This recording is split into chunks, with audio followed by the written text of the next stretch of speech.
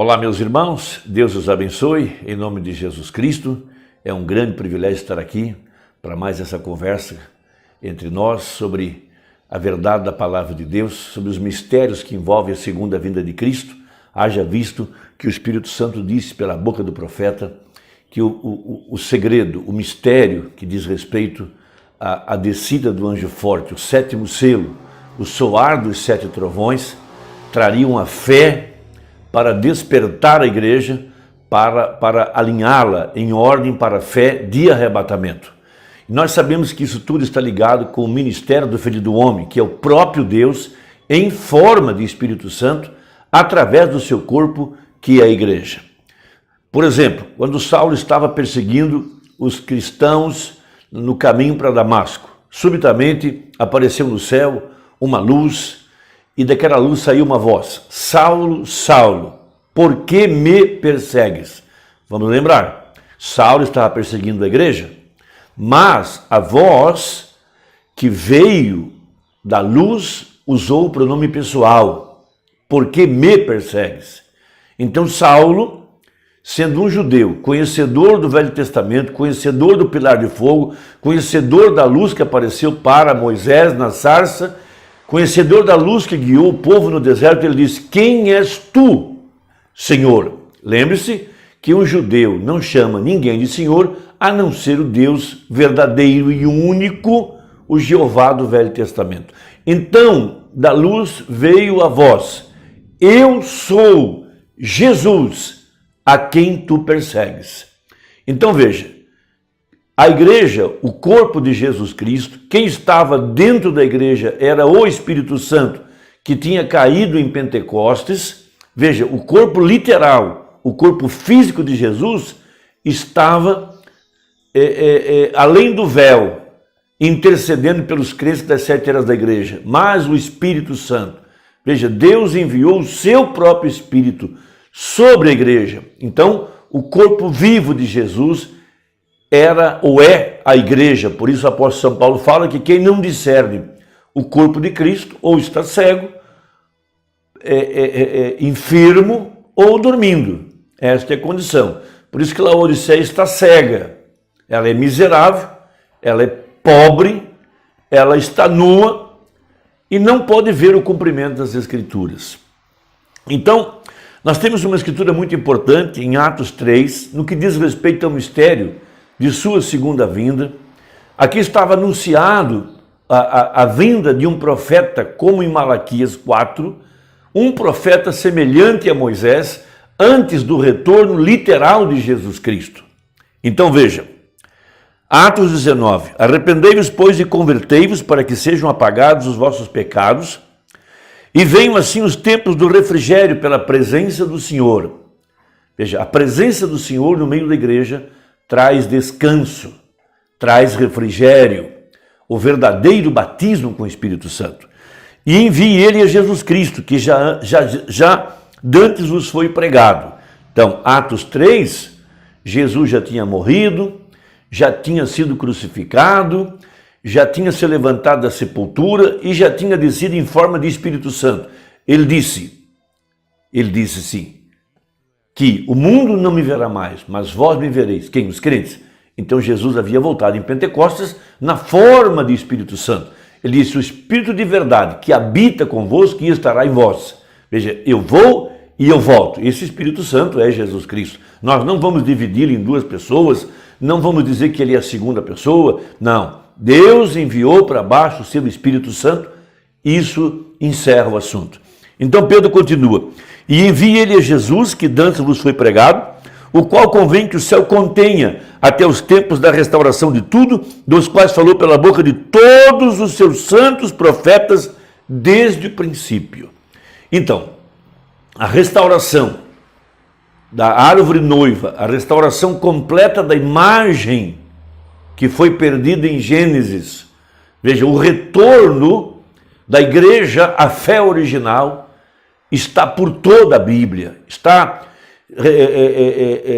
revelada nos dias de Abraão. Veja, como foi nos dias de Ló, assim será na vinda do Filho do Homem. Lá estava Abraão, fora de Sodoma, e veio a ele, mais ou menos por 11 horas da manhã. Veja, 3 anjos. Um dele era o próprio Deus. Veja, no retorno físico, literal, de Deus em forma de um homem, visitando a semente real de Abraão. O último sinal antes da destruição de Sodoma. Veja, essa é a profecia, essa é a Bíblia. Veja, Samuel colocou isso no livro de Ruth, na figura de Boaz. E Ruth, ali estava o chefe dos segadores, no tempo da colheita, no retorno de Israel para a sua pátria, representado por Noemi, estava ali a vinda literal através de um homem, o dono da seara, o homem rico, o homem opulento, o redentor, o parente, aquele que foi na porta onde estavam os anciãos em Ruth 4 para fazer a cerimônia de redenção, num tipo perfeito de Jesus Cristo, em Apocalipse 5. Veja, Zacarias viu uma pedra com 7 olhos, cortada da montanha. Ele viu a luz do entardecer. Joel viu um ensinador de justiça que faria descer a chuva, a temporânea e a seródia. Ele viu o derramamento do Espírito Santo logo após o ministério desse ensinador de justiça. Essa é a profecia. Daniel viu a pedra cortada sem mãos, golpeando o pé da estátua. Daniel viu o ancião de dias vindo para abrir os livros. Essa é a Bíblia. Nós encontramos isso por toda parte. Jó viu, ele disse, eu sei que meu Redentor vive, e que em minha carne eu o verei, e que nos últimos dias se porá sobre a terra. Veja, Ageu viu o desejado de todas as nações. Ele viu a glória do segundo templo maior do que a do primeiro templo. Zacarias viu Jesus entrando em Jerusalém, montado num jumentinho, filho de uma jumenta, da sua primeira vinda, mas ele também viu sua segunda vinda, a pedra cortada sem mãos. Ele viu a luz do entardecer. Todas essas profecias estão anunciando a vinda do ministério do Filho do Homem, que é Jesus Cristo. Todas essas escrituras apontadas na Bíblia. Isaías viu, Isaías 61, veja, a metade do verso 2, o dia da vingança. Veja, ele veio para retribuir o que foi feito aos profetas, aos apóstolos, veio recompensar a igreja viva. Todas essas profecias estão apontando a hora que nós estamos vivendo.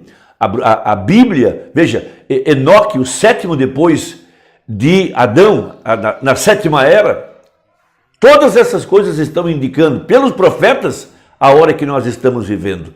Então, quando o Espírito Santo abre os nossos olhos através das Escrituras, é quando a nossa fé pode ser edificada sobre a rocha, não sobre um pensamento humano, mas sobre a rocha da palavra. E essa revelação é para despertar a igreja. Por isso, Mateus 25, nós temos a descida do anjo forte, o 7º selo, Jesus Cristo, o esposo. Quando o anjo de Malaquias 4 apontou para o céu e disse, eis aí, vem o esposo. Então houve um despertamento. Então o que desperta a verdadeira igreja é o mistério da sua descida. Como ele vem? Veja, o mundo não me verá mais, disse ele, mas vós me vereis. Então isso tem que ser revelado para trazer a fé para o arrebatamento. O Bruno pregou uma tremenda mensagem sobre esse tema. Eventos modernos esclarecidos por profecia. Foi esse o título que ele botou, Profecias nos Nossos Dias.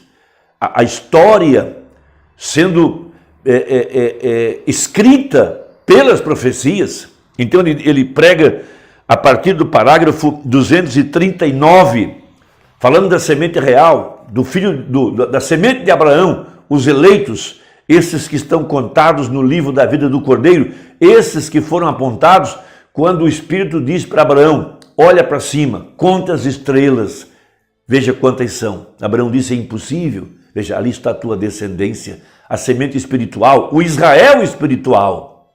Então veja, mas observe que tipo de sinal o grupo de Abraão recebeu. Por isso Jesus disse, Abraão viu o meu dia e se alegrou. Agora veja, agora nós devemos ser a semente real de Abraão. Isaac foi a semente natural, mas a semente da fé. A fé na palavra prometida. A palavra prometida. Agora veja, não falhem em entender isso.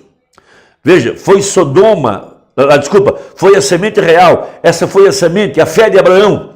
Nós estamos mortos em Cristo, somos sementes de Abraão, herdeiros com ele conforme a promessa. Veja, então a semente real de Abraão receberia a mesma promessa que ele recebeu lá atrás, o mesmo Deus em carne humana em forma de um homem. Ele viu Ele reconheceu.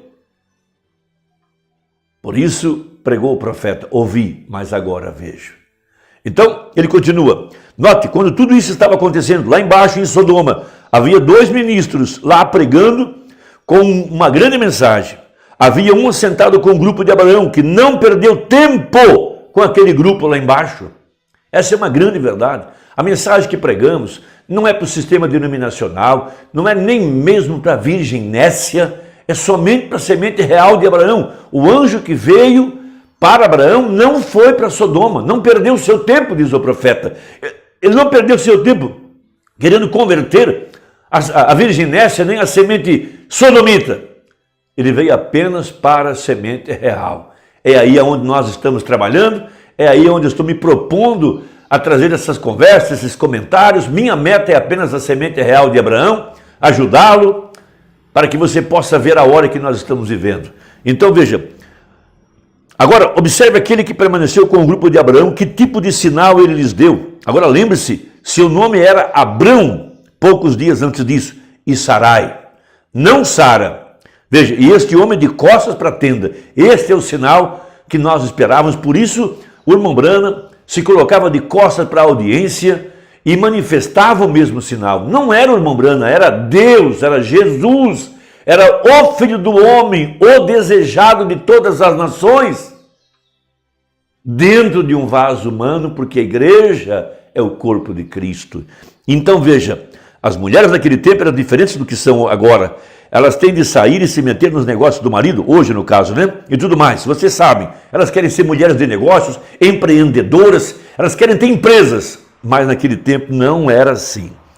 Elas permaneciam atrás, não se metiam nos negócios do marido.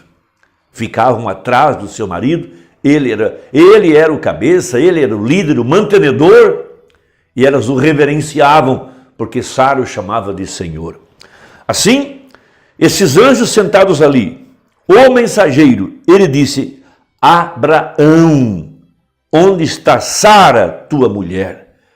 Como é que aquele anjo sabia que o nome dele não era mais Abrão e o nome dela não era mais Sarai?